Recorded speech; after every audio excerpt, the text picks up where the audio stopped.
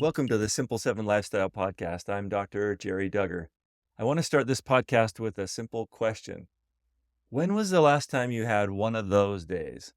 You know, those days where things just aren't going your way. It's just more and more challenged and you're just getting really frustrated and it's really, really hard to be happy. Well, when I have those sort of days, I find it's very hard to stay focused on the things that I can control. And I find myself wallowing a little bit in self-pity or self-doubt. And I have a tendency to start listening to the inner critic inside of my head. Well, one of the simple 7 strategies that we teach is the strategy of thinking well.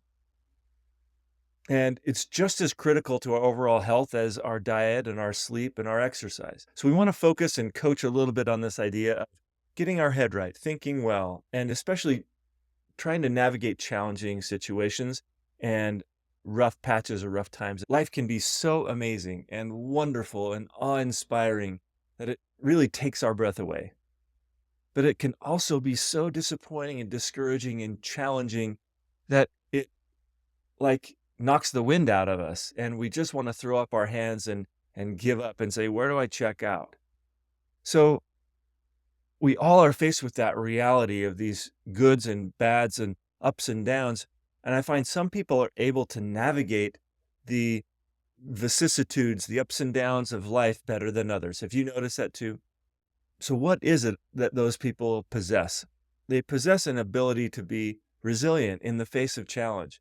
And those are skills that we can learn. It's a framework that we can approach life with, but also skills that we need to learn.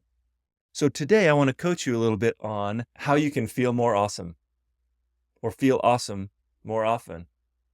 I don't even know which one's correct, but I want you to feel awesome. So let's do it. Here's another question.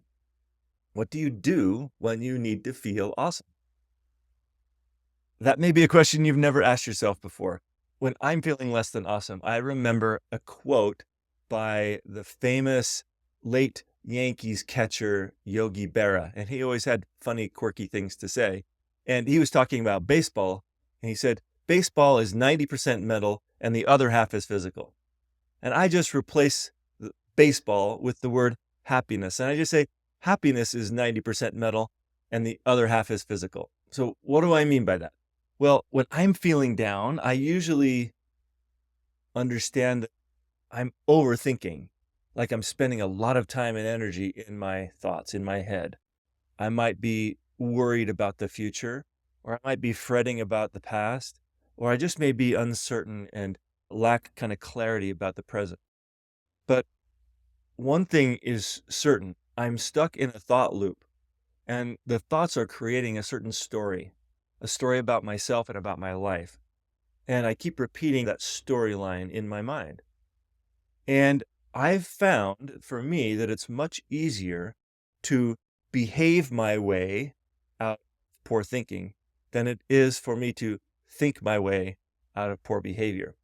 So I want to give you a few things that you can focus on today. In fact, I'm going to give you my top 10 list of things to do to change your physical state, which will have a profound impact on your mental state. We're going to do this kind of old school David Letterman style with the top 10 list. Now, these are just meant to be prompts and ways for you to spin off and brainstorm your own ideas. Your homework for your coaching today on this podcast is to create your very own Feel Awesome list. All right, so here's my top 10 list. We're going to start with number 10, and that is get sweaty. All right, moving my body is one of the most powerful ways to create a physical state change and a mental state change. And here's some really cool research. Our muscles actually secrete things that are just like hormones. There's chemical signals called myokines, and they stimulate our liver and our bones and our immune system and our spleen, and they stimulate our body.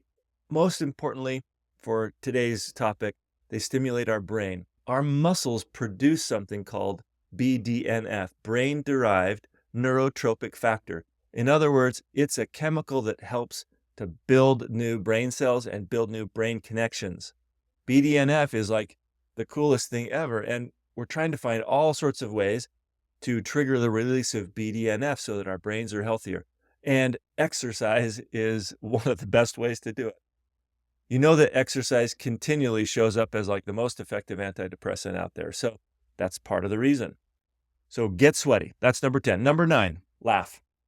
I remember when I was a kid, we used to get the Reader's Digest, and there was a little section of jokes, and it was called Laughter is the Best Medicine. And I think that's darn near true.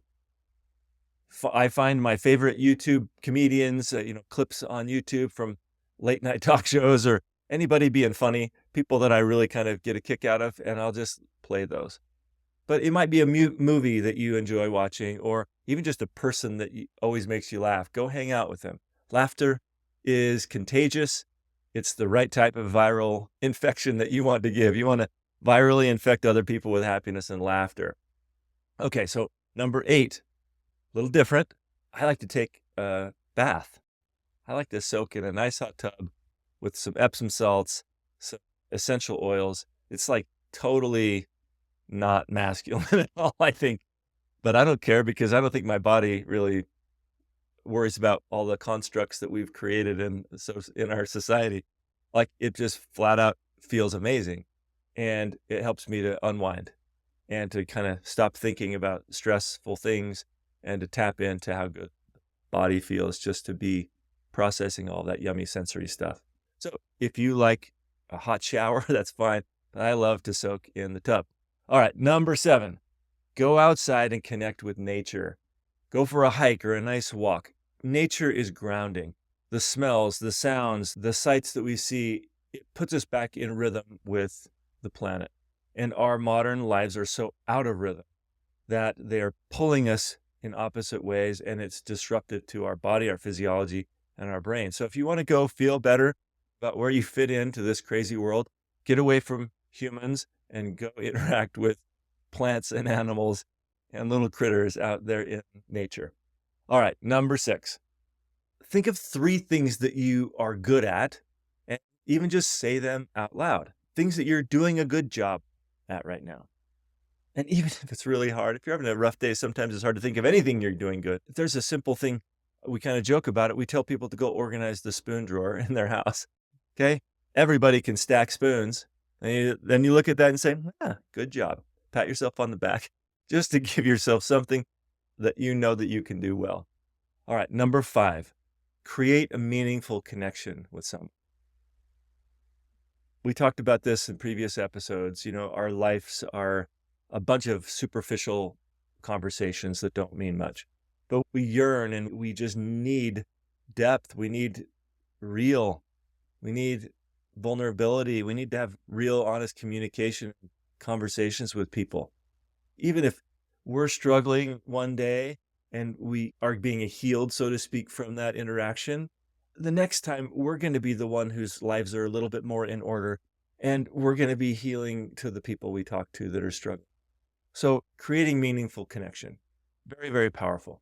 Think to yourself, who helps me feel good? How can I interact with them today? Okay, number 4, get creative. The creative part of our brain, that right side of our brain, has all sorts of potentials and possibilities. When we tap into the creative part of our brain, whether that's writing a story or coloring in a coloring book or creating something or cooking or taking something that didn't exist and we're pulling it into reality. We're creating it out of our own mind. So powerful. It's a massive state change. And even just artistic expression like singing or playing an instrument, even though you might not be writing your own composition or creating something out of nothing, tapping into the creative wisdom and genius of another person and using your own body to express it artistically. This is a way to get out of your stinking thinking. Okay, number 3, reflect on good things that other people have said about you. Now, most people don't have the highlight reel of their life that they can turn to, but there's a way to kind of create your own, and that is to collect the notes and cards and things that people have sent to you and given to you. Most of the time, if someone's going to take the time to write a card or write a note, they're going to give you some feedback about your life and the way that you've impacted them. I have the opportunity to receive a lot of testimonials and reviews and things on Google and whatever that tell me that I'm benefiting other people in their life as their doctor or as their coach. Okay. So you don't have to be a doctor or a coach to have these. You just need to collect them. You might even just ask a few of your friends, say, hey, what do you like about me? We used to do that as a family. We'd sit around and compliment each person and go around the circle. There's all sorts of ways to do this, but if you haven't like captured them, if you don't have a place where you can turn a binder like I have, where you can just kind of go flip through the pages and say, all right, I'm really not quite as much of a loser as I'm feeling right now. I've helped other people in the past. I must not be terrible. No, you get the idea. But reflecting on the good things that other people have said is a powerful antidote to self-criticism that is detrimental. All right, so number 2, dance party. Yes. So we love to crank up the tunes in the house and dance like we did when we were teenagers. That can be fast dance or even a nice romantic slow dance. Music is such a powerful evoker of memories and reminds you of fun times that you've had in the past. And you're creating new memories right there that you can anchor to the next time. And gosh, a nice slow dance reminds you that even if things are rough, that you've got somebody maybe right next to you that can be a support and that you can help each other.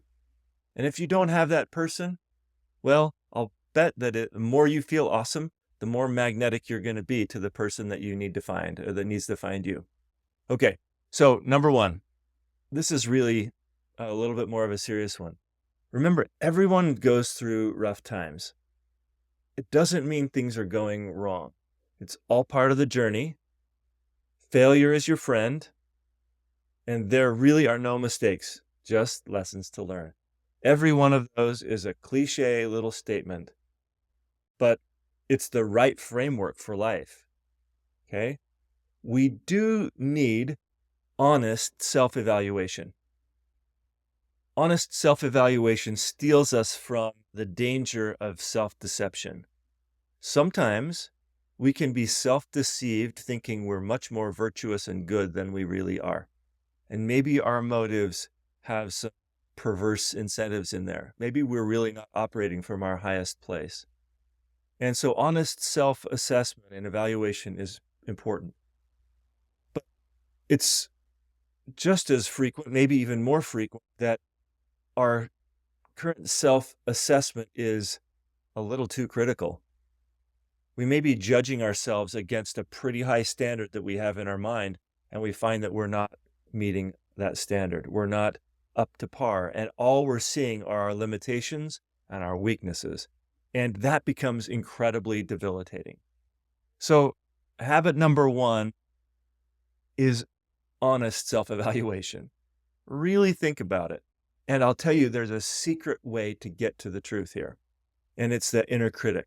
It's the negative thought pattern, and it's the story you're telling yourself. So what I want you to do and consider is to write it out. Don't just let it run around in your brain. Write this thought out. The inner critic is usually a liar. In other words, it's not a true assessment. It might have elements of truth in there, but it's not complete. And it's certainly usually pessimistic and not giving you the credit for the areas in your life that you are actually developing and you're maturing and you're able to find some mastery in.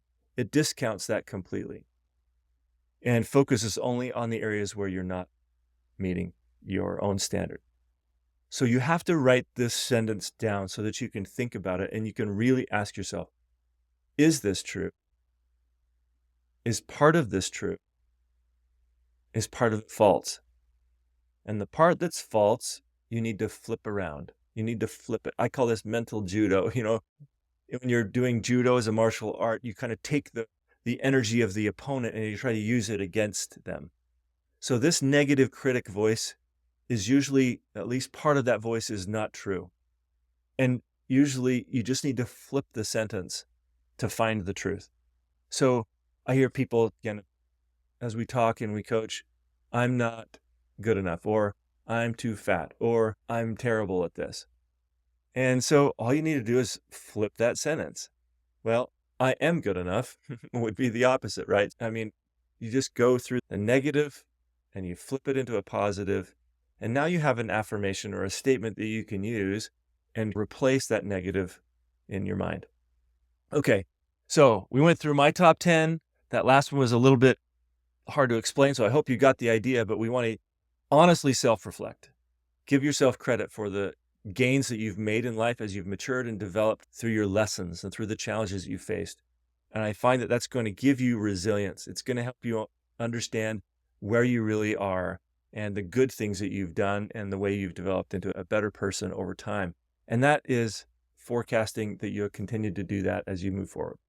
So that's it for today.